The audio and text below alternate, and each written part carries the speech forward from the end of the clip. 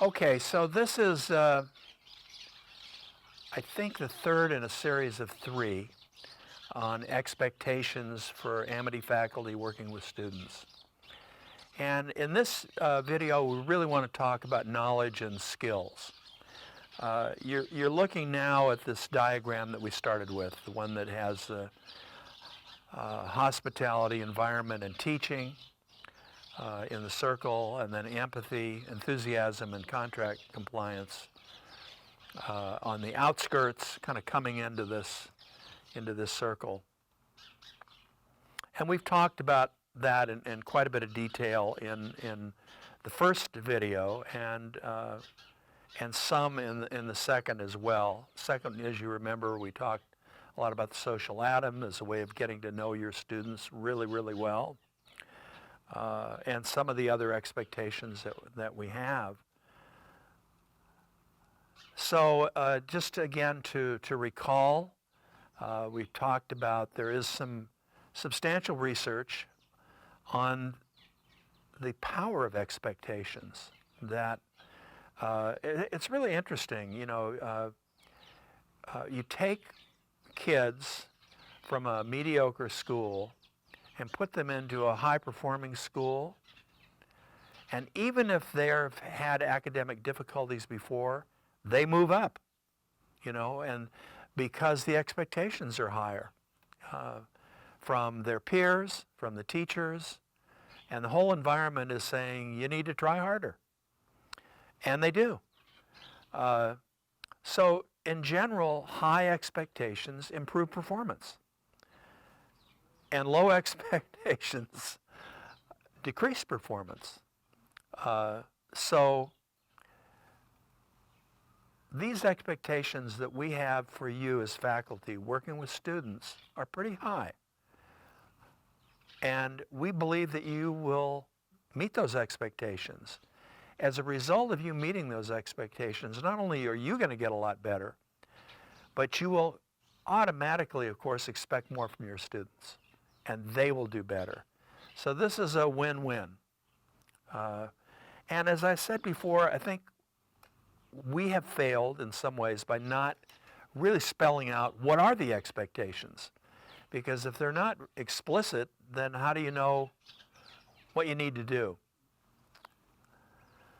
So homework, as I've said before, watch the first two videos on expectations.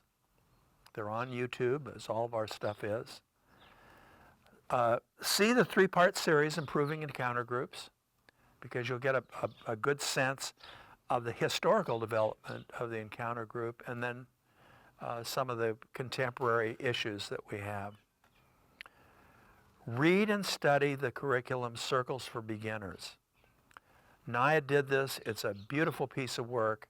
It's an excellent way for you to introduce yourself and your students to the circle. Watch the videos that Robin made on ceremony, Robin Retmer. They're really, really good, and that's information that's very, very vital for you. And watch the George DeLeon TC training series. There's 3 volumes there, which is kind of the 101 of therapeutic communities. This is the basics. Not really designed for Amity, in particular. It's just kind of designed for people who are working in the field. But it's good basic stuff. So here we go.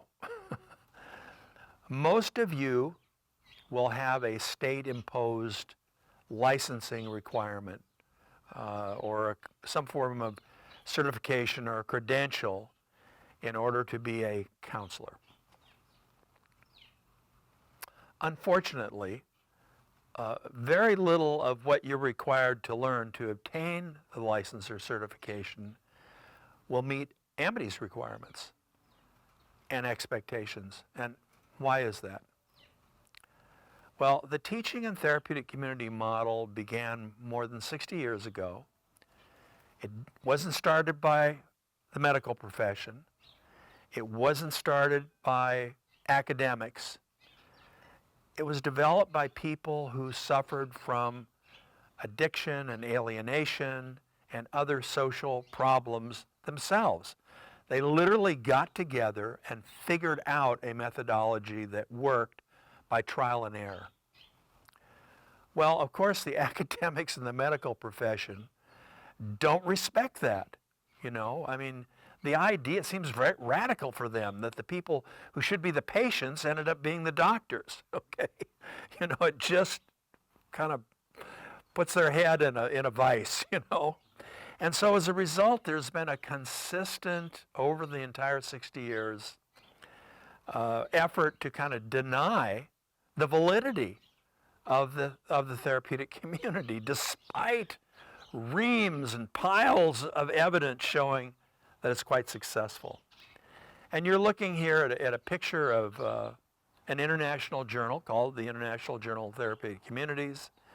This was an issue 10 years ago, summer of 2010, and we got together and did an entire issue on the evidence of success for therapeutic communities and put it kind of in one place. That's available on the Amity website if you want to read it. Pretty good. Talks about therapeutic communities in general, and then for mental health, for juveniles, for prisons.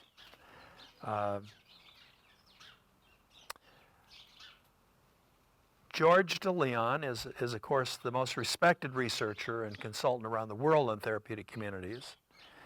And we have a lot of videos of George's on the Amity YouTube channel. Watch them, they're really good.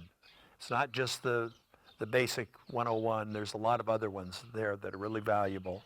And then of course there's his book, which is very detailed, Therapeutic Community Theory, Model, and Method. So what are the key findings about therapeutic communities?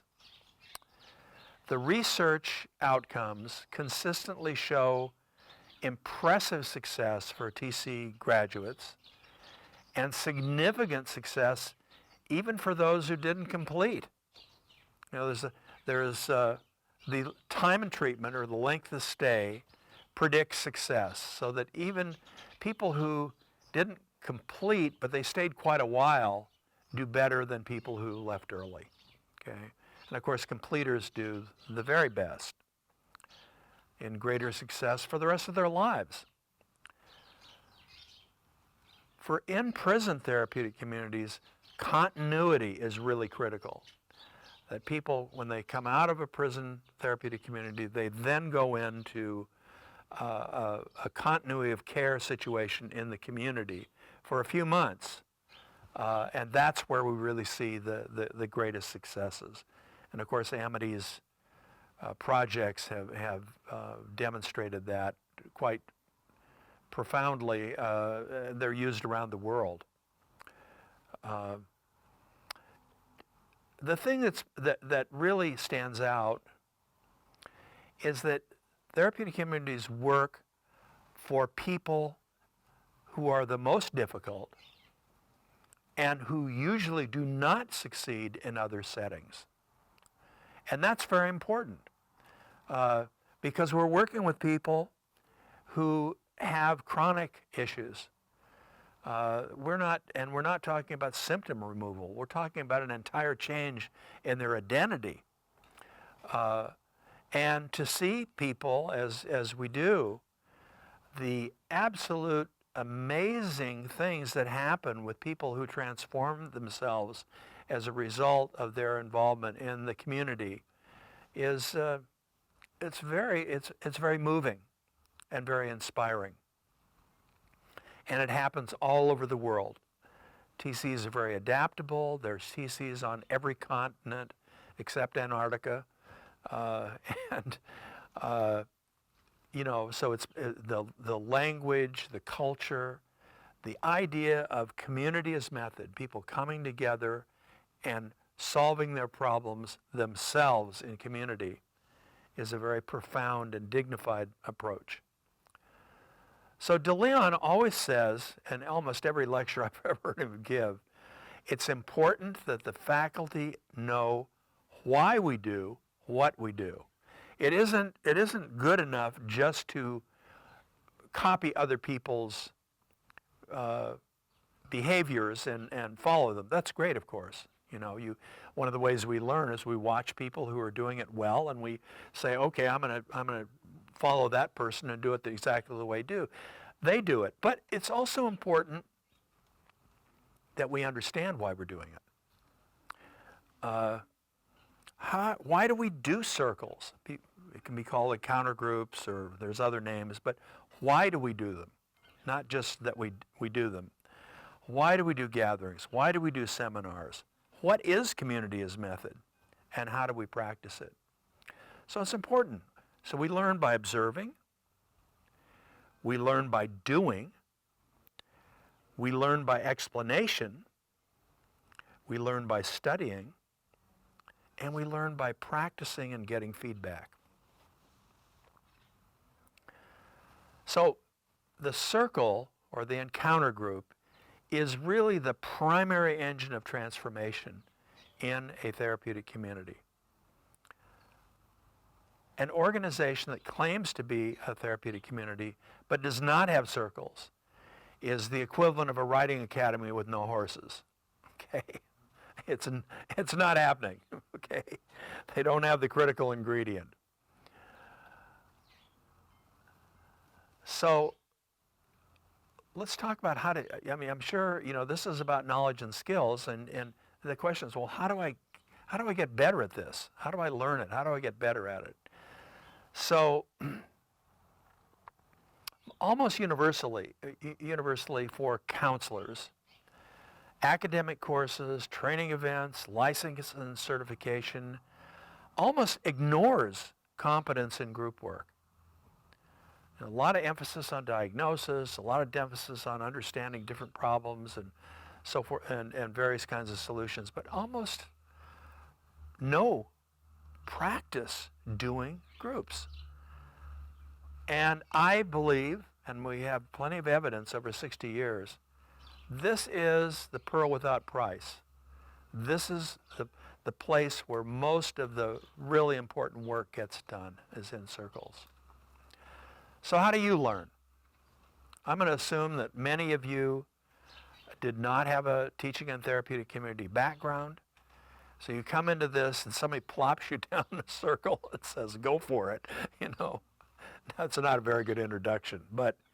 Or you're in some groups with other faculty, but there's really no explanation of what they're doing or whether they're doing it right or wrong.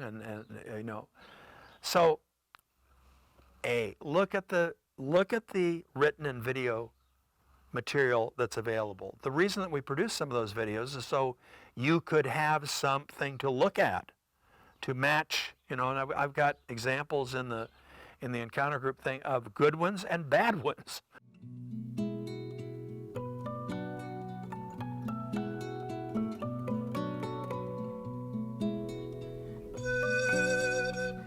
Monday I found out I had hepatitis C. Fucked me up.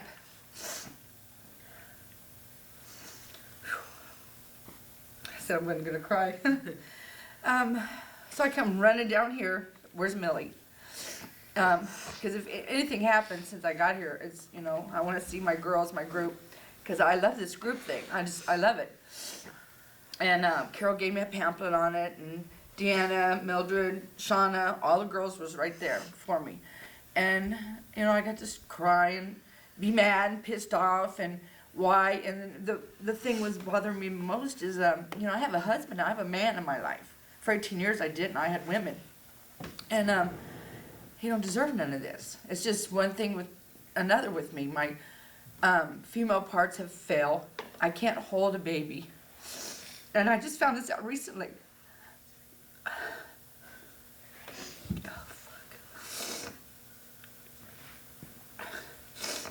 And it's all due to the shit that I did to myself out there. I was just pregnant July and I lost a baby, our baby. And fuck. And I can't have no babies no more. I can't. I can get pregnant, but my walls are not, they're weak. They're like right there. at my opening right there. And I have to have surgery to put things back up where they're supposed to be. The exercise doesn't work. Well, that I had to tell him about that, and he just wanted our baby, you know? And I can't do that. And now I found out I had hepatitis C. And that's just something fucking else. Hey, well, you know, I feel like, damn, you really picked a winner here, you know? And then I have to stop and think, you know, fuck, I did a lot of work on myself since I've been here. I'm not the same. Every day I try to get prison out of me a little more, because I too have did all my life in prison, all of it. And I'm 41, and this shit ain't fun no more. Shit's dead, you know, not young and cute anymore. And it's just nothing, it's not happening for me. And I even got a man, but I can't give him the things that, you know, normal women give their husbands. And fuck. And then I think, well, what's normal? Anyway, I just had a hell of a few weeks.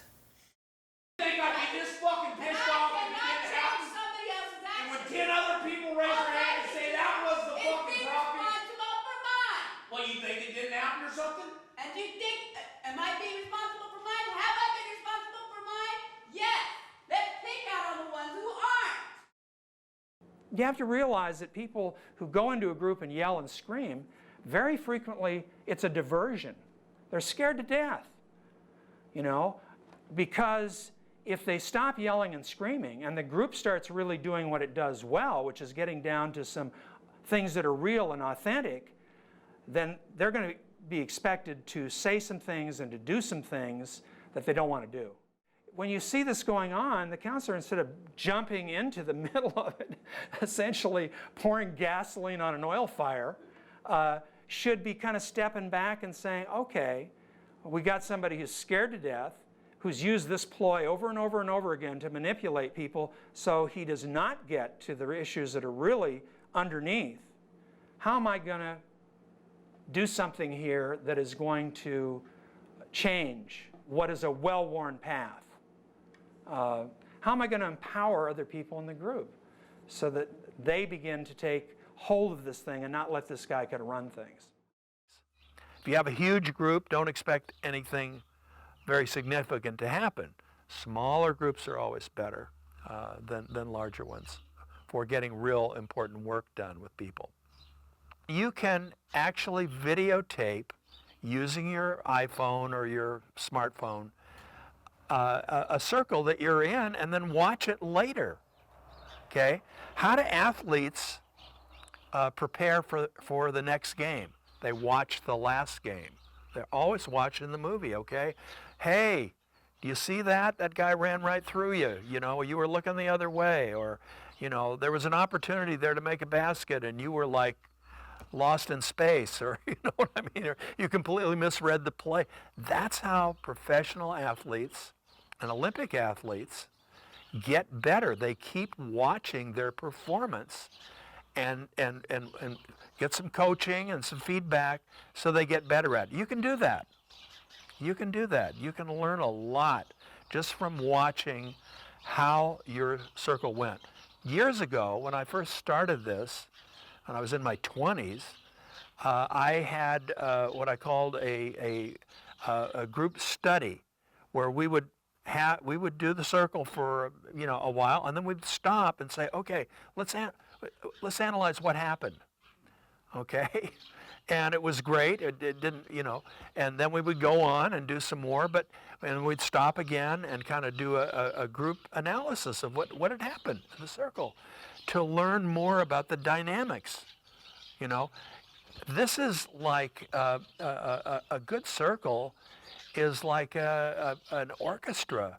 There's so many different sounds and so many different things that can happen in that circle if you kind of know what you're doing. And if you're interested in a creative event rather than some rote check-in group, please, no more check-in groups. Let's really use this. It'd be like having a symphony orchestra play do re mi for an hour. I mean, it's no, okay. So you can see the dynamics in a circle. Who did what? Who avoided? Who was silent? Who talked incessantly? Who raged? Which many times is covering up something. So if you do this, you will improve simply by you become a student of the circle, okay? And then a lot of things that we talk about are going to make a lot more sense, okay? If you can, do student groups with a partner. And then afterwards talk about it with your partner. What do you think happened? Wow, that really, I said that one thing and that person just went completely crazy. What was that all about, Or, I don't think I handled that very well, and whatever, and you'll see some examples on the videotapes. So that feedback, however, really will help you in terms of understanding the dynamics. But circles with other faculty members are really important because, in a student circle, you can't unzip and talk about everything in your life that's affecting you or bothering you or things that, that's violating the norms, if you're having a big battle with your wife or your partner, you don't bring that into a student group, okay? But in a faculty circle, you should be able to really let your hair down and unzip, and you really understand what the students feel like. How can you understand what they feel like, how frightened they are or anxious they are, if you've never felt it yourself? Because you've always been, quote, facilitating rather than really in the circle yourself for your own growth. So you learn how to improve your own empathy and your own insights in the circle. You learn how to set the bar high for honesty and how to make the circle safe for personal disclosure by doing it yourself in your faculty groups. We really only ever learn what we've experienced ourselves. That for really deep learning, we have to have had the experience ourselves. And that's the same situation for circles. So we can't ask our students to participate honestly in circles if we, supposedly, hopefully, more mature and secure, are unwilling to do it ourselves. Okay?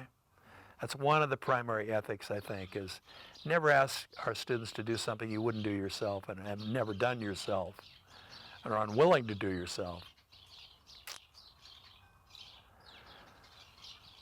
So a learning environment. The teaching and therapeutic community is a learning environment. No one can force a person toward permanent and creative learning. Learning is possible in an environment that provides the information, the setting, the materials, the resources, and by being there, okay? So you, the teacher, you are the teacher, the student, and the demonstrator all wrapped up into one ball. You're a critical element in the learning environment. So Amity is a teaching community. In a teaching community, everyone is growing and transforming. Everyone. All good teachers are lifelong students who continue to learn and to grow. It's a great quote, a learned man is dead, a learning man is alive. And we can substitute man for woman for whatever, Every year, your knowledge and your skills should improve. Every year, you should increase your self-knowledge, your empathy for others, your ability to inspire, to connect, to teach. So that's really what this is about, how do I get on the learning train? And the learning train and the teaching train are the same train, okay? There was a great, years and years and years ago, when the Synanon was sort of in its prime, in the early days, somebody came up with the word, how do you describe this thing? And they used the word the communiversity, which was because a lot of the residents then, students, said, hey man, I learned so much more here than I would have ever learned at a university. Okay, and I had that my experience myself. I didn't have an addiction problem, but I came from one of the top schools in the United States, University of California, Berkeley, which all kinds of Nobel Prize winners and a very, you know, supposedly one of the, maybe the top publicly funded university in the country.